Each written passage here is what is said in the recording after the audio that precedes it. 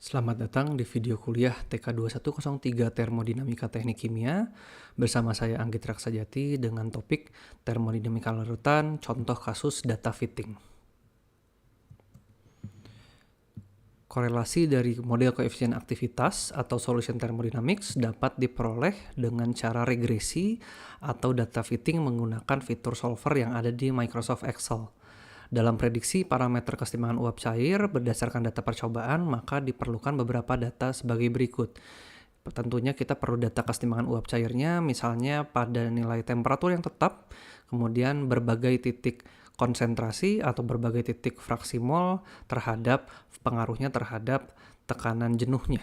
Kemudian kita akan menebak nilai koefisien aktivitasnya. Dalam hal ini misalnya kita awali dengan asumsi cairan ideal sehingga gamanya 1. Kemudian kita akan prediksikan bagaimana calculated pressure-nya dan calculated komposisinya dan dibandingkan agar menjadi sesuatu yang konvergen. Nah, nanti terakhir kita plot atau menggunakan prinsip solver sehingga nilai koefisien aktivitasnya yang paling representatif untuk meminimalkan galat atau dengan cara prinsip data rekonsiliasi. Nah, ini adalah suatu dataset kesetimbangan uap cair untuk sistem aseton metanol. Ternyata aseton metanol ini membentuk suatu sistem campuran solution yang tidak ideal. Nah, namun dalam percobaannya kita akan lihat di sini yang warna biru ini semua adalah data terukur eksperimen. Jadi X1, X2 adalah fraksi mol komponen 1 dan komponen 2 pada fasa cair terukur. Y1, Y2 eksperimen warna biru lagi-lagi adalah data terukur untuk komponen 1 dan 2 di fasa uap. Dan yang terakhir, tekanan sistem selalu terukur dari alat ukur yang ada di lab.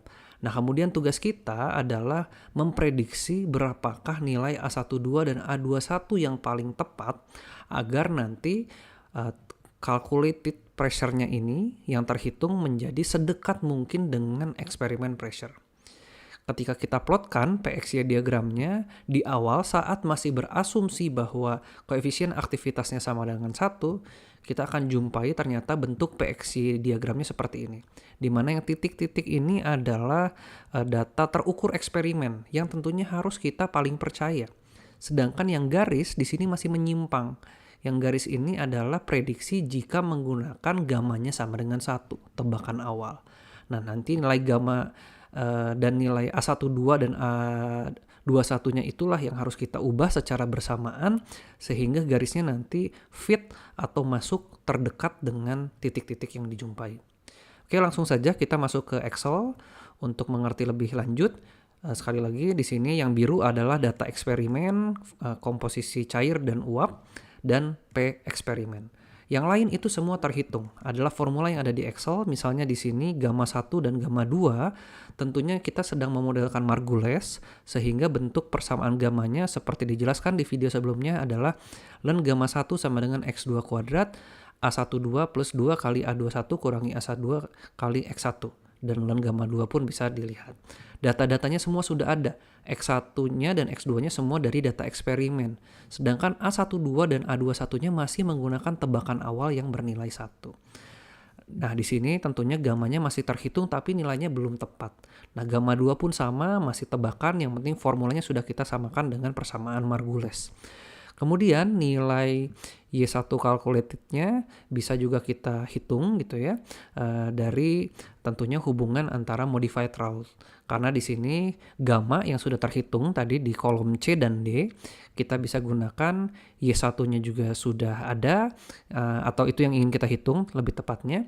P-nya sudah ada dari P system gitu ya, pada per dataset P-nya sudah terukur, ada data-data eksperimennya ini yang digunakan sebagai input simulasi gitu ya, atau perhitungan. Nah, ini saya tampilkan misalnya X1-nya dari kolom A, G1-nya adalah gamma 1 terhitung dari kolom C, kemudian P1 SAT-nya adalah P1 SAT yang diketahui dari soal gitu ya, dan PC adalah P calculated yang nantinya diprediksi atau juga boleh pakai P experimental system gitu ya. Nah, Y2 tentunya sangat mirip tapi semuanya digeser ke subscript 2 gitu ya. Nah, ketika Y1, Y2 calculated sudah kita ketahui, data ini bisa kita gunakan untuk menghitung P calculated sebagai objective functionnya. Karena eksperimennya sudah ada, nah kita kembalikan ke calculated pressure. Di sini dihitung dari X1, gamma 1, dan P1 sat. Nah, kita lihat ini sebenarnya dari hubungan antara P bubble gitu ya. Bahwa P bubble itu bisa dihitung dari P kali sigma X1, gamma 1, P1 sat plus X2, gamma 2, P2 sat. Jadi yang eksperimen lagi-lagi terukur, yang calculated ini berdasarkan model termodinamika. Nah, kemudian selisihnya P errornya dikuadratkan. Jadi kita lihat formulanya apa? P calculated kurangi P eksperimen, selisihnya dikuadratkan. Kenapa dikuadratkan? Agar semuanya menjadi bernilai positif. Ketika dia lebih besar selisihnya, awalnya kalau belum dikuadratkan notasinya positif. Ketika yang calculated lebih kecil dari yang eksperimen, notasinya jadi negatif gitu ya. Padahal kita ingin membuat rekonsiliasi data dengan sedekat mungkin terhadap eksperimen. Nah, jadi agar konsisten, galatnya semua dijadikan positif dengan cara dikuadratkan.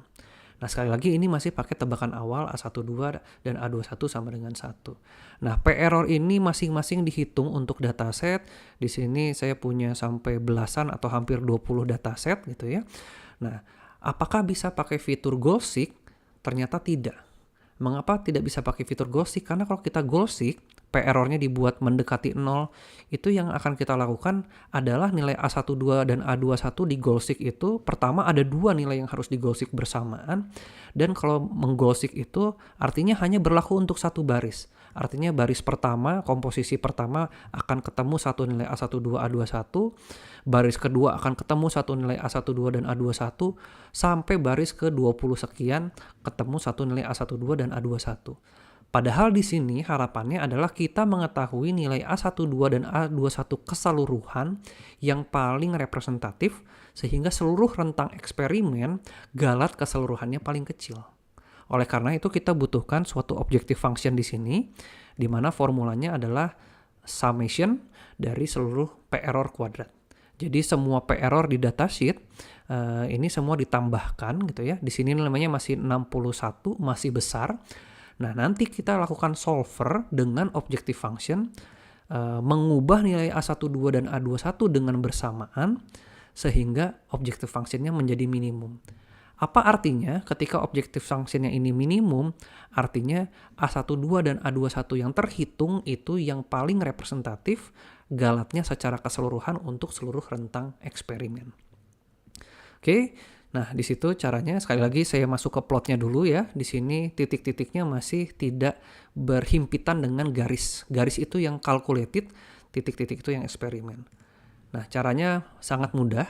Kalau datasetnya sudah lengkap, silakan bisa dibuat ulang di rumah masing-masing. Data masuk ke solver. Nah, di sini solver kita bisa lihat apa saja input yang dibutuhkan. Set objektif. Objektifnya apa? Di kolom M26 itu sudah cocok. Objektif function saya adalah M26. Apa tujuannya? M26 ini akan saya minimalkan. Kenapa? Karena sekali lagi ketika M26 ini objektif fungsinya minimum, artinya P error kuadrat untuk seluruh variasi percobaan pun menjadi minimum. Caranya bagaimana? Saya akan mengubah variable cell yang ada di D17 dan E17. Yaitu apa? D dan E17 itu adalah A12 dan A21 secara bersamaan diubah secara simultan. Nah, kita bisa lihat di sini, mungkin saya tempatkan di sini biar bisa dilihat A12 dan A21-nya dan objective function-nya. Awalnya 61. Nah, di sini saya akan langsung solve gitu ya. Kita lakukan apa yang akan terjadi. Nah, dengan waktu sangat singkat, tidak sampai 1 detik. Oke, objective function-nya sudah mendekati 0. Dan P error-nya kita lihat untuk semua titik memang semuanya mendekati 0. Tidak lagi di goal-seek satu per satu baris, tapi secara keseluruhan. Akibatnya apa? Kita bisa tahu ternyata nilai A12 dan A21 yang paling representatif adalah 0,711 dan 0,730. Nah, kita juga bisa konfirmasi dengan cara masuk ke PXY plotnya. Kita bisa lihat ternyata garis yang tadinya masih menyimpang sekarang sudah berhimpitan dengan titik eksperimen. Sehingga ini kita bisa katakan curve fitting atau data fitnya sudah cocok. Dan dari simulasi sederhana ini kita sudah ketahui koefisien Margules 12 dan koefisien Margules 21 untuk sistem aseton metanol pada temperatur 25 derajat Celcius itu bernilai 0,71 dan 0,73. Sekian video ini, kita lanjutkan dengan materi berikutnya di video selanjutnya. Terima kasih.